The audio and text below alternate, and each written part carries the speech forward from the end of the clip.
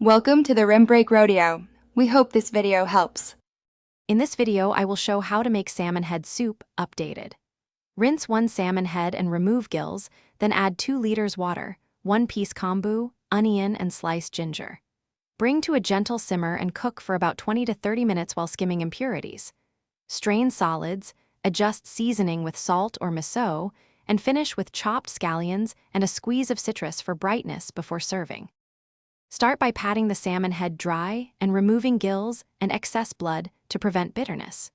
Use a low simmer rather than a rolling boil so bones stay intact and the broth stays clear. Add kelp for 10 minutes, then remove to avoid bitterness, and skim foam during the first 10 minutes. Taste and adjust salt or a spoonful of miso near the end to preserve delicate fish flavor. If you are finding this video helpful, please subscribe and like to support the channel and get more recipes. Quick recommendation. A book called The Simple Path to Wealth changed how I think about saving and spending, and it pairs oddly well with comfort cooking as a reminder to enjoy simple, nourishing things. Check the description for the link and other deals, and now let's get back to the video.